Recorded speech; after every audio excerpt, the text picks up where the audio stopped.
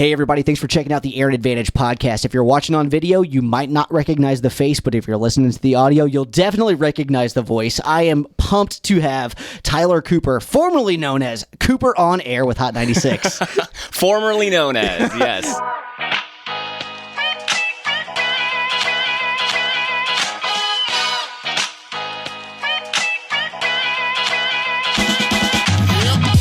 Well, still known as probably by most people. A little bit, yeah. At least on social media, for sure. Absolutely. So. CooperOnAir.tv now, right? Yes, correct. Yeah, that's Instagram. Thank you. No problem. You know, I am super pumped to have Tyler in today specifically because I'm a busy guy. I do a lot of marketing stuff, and I feel like I have a pretty good grasp on it. But I also know when it's time to let the professionals take over and do things to help me out. So Tyler reached out with 3P Marketing to let me know they had some awesome opportunities for me to take a look at, and I've been super pumped so far with the service you guys are providing. Great. So I thought, you know, who better to come in and talk a little bit about marketing than the guy who works for the marketing company himself. So, yeah.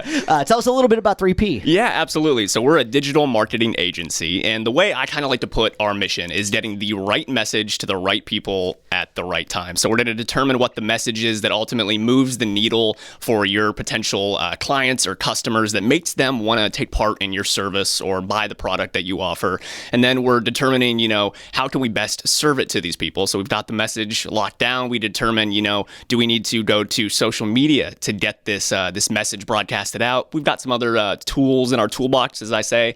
And then otherwise, yeah, we try to be as targeted as possible. That's essentially the goal. I mean, you think about some of these traditional forms of media or advertising, and not to say that they are completely outdated, because there are some industries, I think, where they still make sense. But I mean, TV, radio, billboard, print, for example, while you may cut a radio ad that sounds great and you put it out there, but is it hitting everybody that you need it to hit? It's going to hit some of them. Right. But you're also unfortunately paying for the people you don't want to hit. And so that's where we kind of come in, and we get as fine-tuned as possible to maximize your marketing budget, make sure it goes as far as possible, and ultimately just try to be super specific and targeted to help our clients and their businesses. Yeah, and that's one of the things that I think is most important.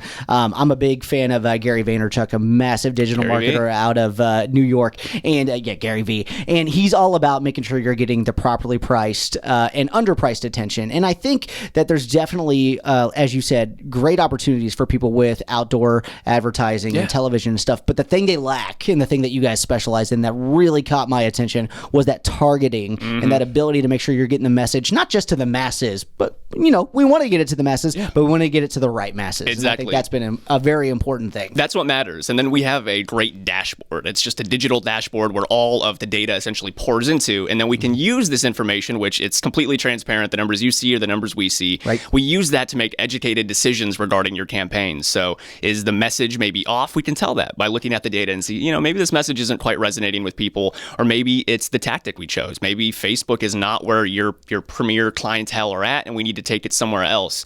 We use all that data to make just great decisions and help your campaign thrive. And we try to be progressive and proactive to help get things, you know, on the right track before things are off track, you know. Yeah. So. Now, another thing that I think is really important to talk about with most marketing companies is, you know, people are like, hey, I'm going to come to you to find out where to put the stuff, how to distribute it.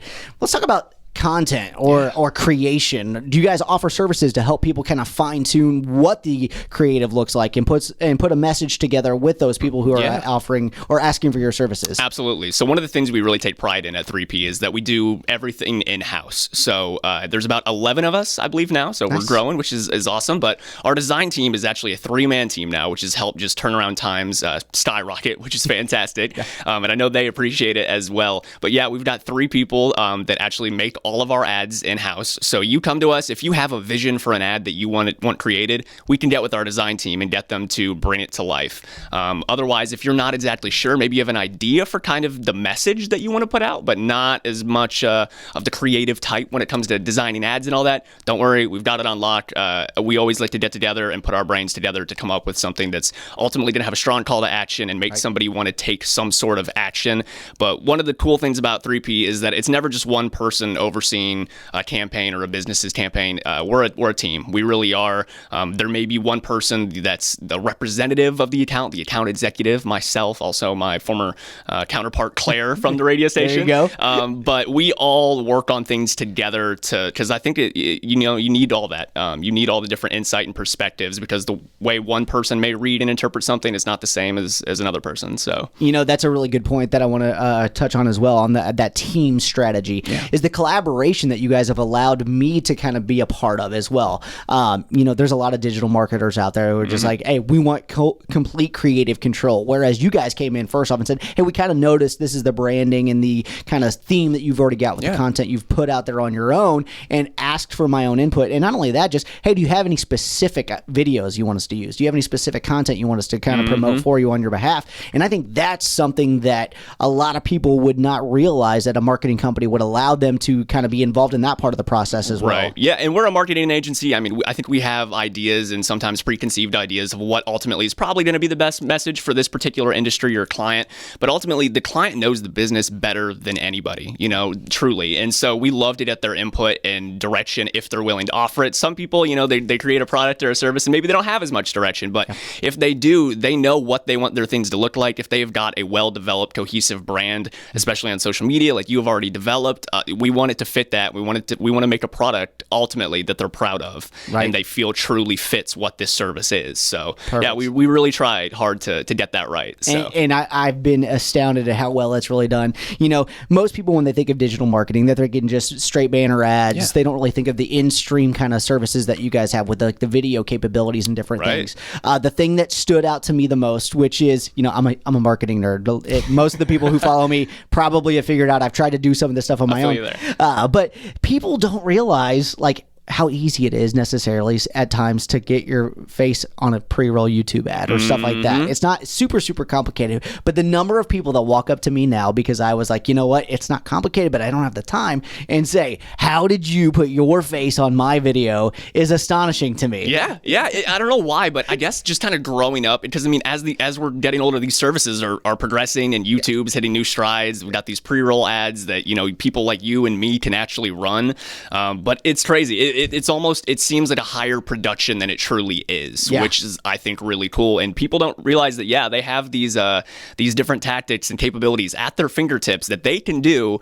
And if you don't have the know-how, you can always tap in somebody that does know how to do that. So absolutely. Yeah, when you talk about it, it looks like a much greater production value than it actually is. I literally stood in my front yard with my cell phone, and people are like, who did that? Where were you? How did that happen? I was like, well, I recorded it. I was like, after that, I just hand it off. I go to the pros and let them put it out there for me. Yep.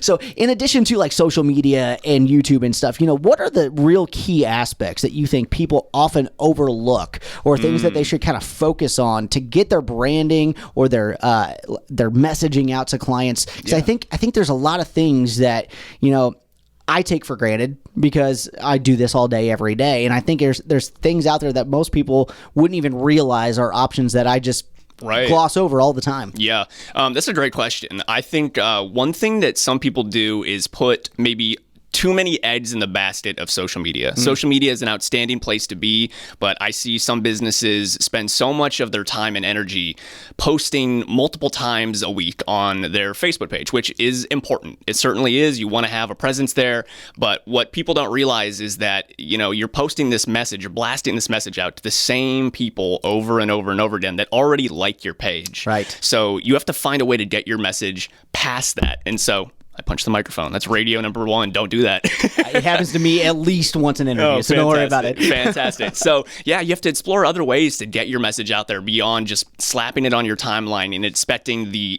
customer, the consumer, to do all the work and come to your page, get the information they need, and then take an action. I think you're making too many hoops for them to jump through. Right. And so I think that people could utilize social media in some better ways, whether it be paid ads, boosted posts, or, posting a variety of content as opposed to just your run-of-the-mill, we're open for business, or XYZ, incorporating videos and the occasional ad or links to studies and articles and case studies and things like that. I think they could do potentially a better job there. I also will just go a step further and say for new businesses or ones, maybe a startup that hasn't even been created yet, I think your number one best friend is Google My Business. Yes. Which, if you're not familiar with that, if you've ever looked up a restaurant or a bar and maybe you're curious, what time do they open? That's before you click on their website and you looked up, for example, Boca Lounge, great lounge here in Evansville. Absolutely. You can actually see their hours and a lot of other essential info, the phone number, address, etc. That's your number one best friend. It's almost, I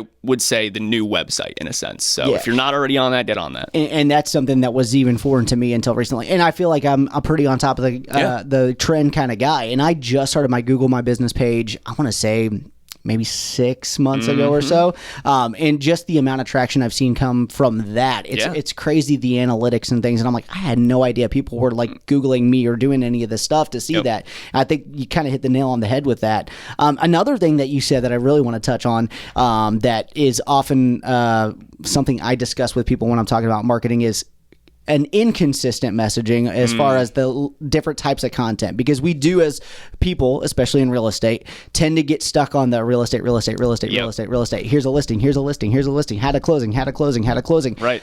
One of the things that I started doing years ago that has really helped my audience grow and everything is start highlighting things in the community, things that are going on in the food scene, and all this different stuff, to a point that people started coming up to me saying, what does eating a 5-pound burrito live online have to do with real estate? Complete strangers asking me that question. I said, that's a fantastic question. See, they're punching. Thank you. You made me feel a lot better, actually. So I do appreciate that. But complete strangers come up. Hey, what does this have to do with real estate? And I'd be like, that's a great question. What are we doing right now? And they'll look at me. They're like, well, we're having a conversation. I go, we are having a conversation, and you opened the door to real estate when you came up to ask me why I'm eating this food. Exactly. Yeah. So I think that's something that a lot of people don't realize, that they need to take their content strategy away from that consistent marketing push all the time, and focus more of the marketing on those paid ads and all the other things that are going on out there. I totally agree. And in that case, I would say that you eating that burrito, it's like the vehicle, it's the vehicle to open the door to talking about real estate. And so while people may not always see the connection like A to B, it plays a role for sure. And I think it's an important part of a marketing strategy. Absolutely. Yeah, I couldn't agree with that more. So you mentioned earlier, obviously, the Cooper onair.tv is your Instagram. You're obviously a guy who has a long history of understanding how to get awareness and do different things, and social media is just a part of that. You may be giving me too much credit, but I'll take it. You know what? I'm using your clout right now to try to increase the views on this for sure. Fair. And at least get some more audio listeners, because that voice, it's Evansville iconic. Let's call it what it is. I hope so. I would say, we did a morning show for 5 to 6 years, and it is awesome. It is awesome when people come up and they say that they used to listen all the time, or whatever, or people will mention us in the same conversation as like Adam and Shonda occasionally, which we're not always necessarily the one that's better than Adam and Shonda, but even being able to be in a conversation with two people that at least had such an impact on my childhood growing up and drove me to want to be a part of radio and content creation and stuff, it's an honor and it feels great. So yeah, for sure. And the thing that I'll say now is, I still, people don't hear your voice on the radio every morning anymore, but if they follow you on Twitter, they can definitely hear it and see some videos of what I see you doing a little bit more of now, which is some of your streaming that you're doing. Yes. So tell us the number one game that you're playing right now, because I see you frustrated oftentimes on different things, and I laugh so much watching your videos. Me frustrated at video games? Never. My fiance would not agree. Right now I'm on a Chivalry 2 kick, which is just your standard medieval knights bonking each other on the heads with big swords. And it's actually a game based off of epic movie battle scenes. Gotcha. So like Lord of the Rings and every movie you've ever seen with knights storming a castle. It's literally that, and it's just rage-inducing chaos, and it's a fun time. You mentioned the swords bonking in the helmets, and I think the video that comes to mind with that one recently is, I believe you may have swung your sword at some dude's head. Yep, maybe. I think he might have kicked you in the chest. Yep. And he barely got knocked back by you, and you died. Oh, yeah. I remember the one. He kicked me. No, this is what happened. I kicked him, tried to swing my sword. It didn't work. He kicked me, and then my plans were just completely ruined, and he had like 3 hours to throw a strike at me, and I lost. Spoiler alert. I'm not good at video games. That's the thing. If you drop by my stream, you don't drop by my stream because I'm particularly great at video games. If anything, I'm to make you feel better about your own video game skills, because I've played video games since 2003, probably before that. I mean, PlayStation 1 was my first console whenever that came out. And and I'm still PlayStation 1 not was console great. number one. That just made me feel so old. To be fair, though, I didn't have an older brother in the household that was like super into games. Gotcha. So it was me and then my older sister who I believe pooled our money together and got a PlayStation 1. And like for context, like PlayStation 1 was the first console that I ever heard of. So it's not like there was a Dreamcast and like I wasn't like, I don't want to play this Dreamcast. My parents just kept me under a rock. They were like, you are not spending our money on these video games. So. Oh man, yeah, I feel so old right now. I wasn't really there for the heyday of the Atari, but we did have an Atari 2600 whenever I was real young at my grandma's house. Played some games there, but man, Super Nintendo, like Mario Brothers was my jam back in the day. Classics. And like you, self-proclaimed not good. Not good. They're fun. Yeah. They're fun though. And like going back to kind of the burrito leading to a conversation about real estate, I use video games as my vehicle to connect with people ultimately, because that's the end goal for my stream. You know, I enjoy video games and I hope other people enjoy video games. And that's kind of what I use to try to get people to come in and spend time. But ultimately I want to connect with people. I want to learn as much about them and, you know, what they do, what their situation in life is like, and try to be a resource for them however I can, whether it be doing kind of what I did in radio where I just make them smile or laugh or make their, you know, not so great day that they're experiencing just a little more tolerable, or, you know, giving them some legit, I guess, grounded advice or, what's the word I'm looking for? I guess perception, potentially. I don't know, to make them realize that they're not the only ones going through the issues and living through the trauma that they're going through or whatever. You know, you can connect, you can drop into my stream at any time, and we can I think, come together over some things. Yeah, if that makes sense. And I think what you're saying there is something that is so important to so many different people is, you know, people have a message or a story or a thing that they think maybe isn't that important, or maybe isn't that interesting. And, you know, I'm in real estate and I'm pumping out all this video content all the time and I'm doing all this stuff. And I always think to myself, is anybody really going to care about this?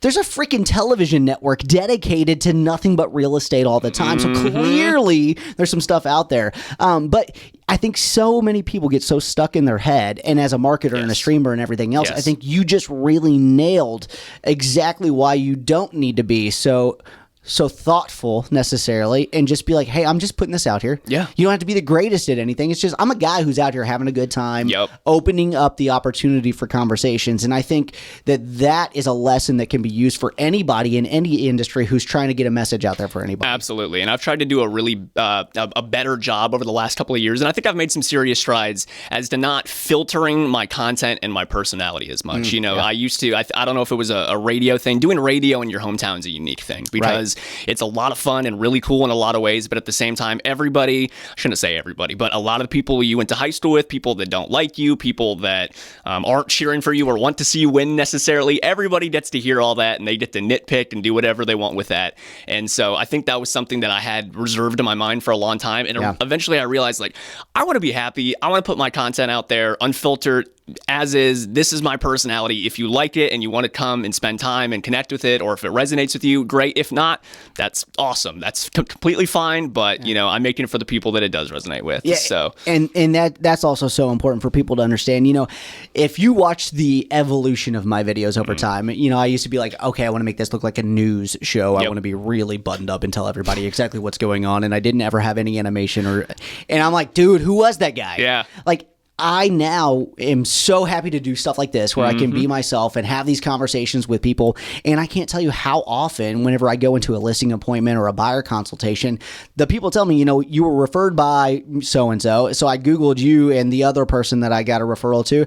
And I found you on Facebook and I looked at your videos and I was like, this seems like a dude that I could hang out with. Yeah. And I didn't even call the other person. That's awesome. That's awesome. And I think that there's got to be some way for people to realize that it doesn't matter what you think people think about you as far as whether or not you should put that out there. Put it out there and let them decide whether or not that's something they want to engage with. 100%. And, you know, you think about sometimes, and I've always heard, like, don't care what people think about you. And that's such an easy thing to say, but not easy to practice. Maybe for some people it comes easier than others, but literally not caring at all what anyone, even your peers and role models and etc., think about, like, that's a lot. So I think finding a way to realize that they think about you probably very minimal in their day-to-day. You know, you may occupy, even your haters, you may occupy about a 4-minute time span, if that. And I would say, you know, that's probably generous. They're not thinking about you that much. You know, they may have a hateful thought and then they're probably moving on with their life to another hateful thought. So for somebody else. So it's just put yourself out there, have a blast with it, and good things will come, I feel like. Absolutely. And I think that's great for people who are individuals building a brand, if it's somebody who's got a startup company that they're just trying to get the word out, or if you are a organization that just wants to get engagement with more people in the community. I think caring less about how you're perceived on the front end really opens the door to get what the true perception of those people is. Yeah, I think so. I think it stunts growth, honestly, when you're too concerned about all that. So I think you hit the nail on the head for sure. Yeah, absolutely. So, Tyler, you know, I really appreciate you coming in and talking to us about this kind of stuff. As a real estate professional, not only do I like kind of helping people buy and sell homes, but I'm a manager at a company. I do some training. I want to be a coach one day and do some public speaking and things like that. And I think that being able to get out of my own head at times has really been something that's got me way more comfortable doing stuff like this. And I think that you are doing such an excellent job going from being a radio personality to a guy with a marketing company and all the things you're doing. I think you're really the kind of person that a lot of people could look to be an inspiration for them to do those same kind of things and build their own awareness online. That's incredibly kind. Thank you very much. I do appreciate it. And yeah, get out there, make all the content you want. I can't remember exactly who told me it, but I think it's a great quote. You have to make bad content before you can make good content. So get out there, start making content, and you'll learn along the way what you need to do to make your product better, and just have fun with it. Because when you have fun with it, good things come, like I said. I always tell people the algorithm will protect you. If it sucks, one of two things is going to happen. Nobody's going to see it, or everyone is. And if that's the case, that's good news too. You're so right. Exactly. It's going to tank, or congrats, you just went TikTok viral. There you go. There you go. Man, I really appreciate your time coming in today. Let the people know, where's the best place to hit you up or find you online? Yeah, absolutely. So I would say the easiest way to probably get in touch with me, if you are on Instagram, my personal Instagram is @CooperOnAir. And then if you want to see the gaming content, it's just CooperOnAir.tv. Instagram's a great way to reach me, or you can email me, Cooper@3pmarketing.com. That's it. That's more or less it. Yeah, and I am going to read the comments and listen to what everybody has to say and find out if they're going to allow me to have you back at some point in time, because I don't know if I can keep up with the radio voice. I've been told Shut up. I've been told I got a face for radio, but I don't know if that really works for anything. That's so odd. I was told the same thing. What does that even mean? I gotta go Google it. We better figure that out. So I appreciate it, man. Thanks for having me, man. Thanks. Hey, this is Aaron Luttrull. Thank you so much for checking out the Aaron Advantage podcast. If you would like to be a guest, please feel free to reach out to me anytime. We're always looking for other people to interview.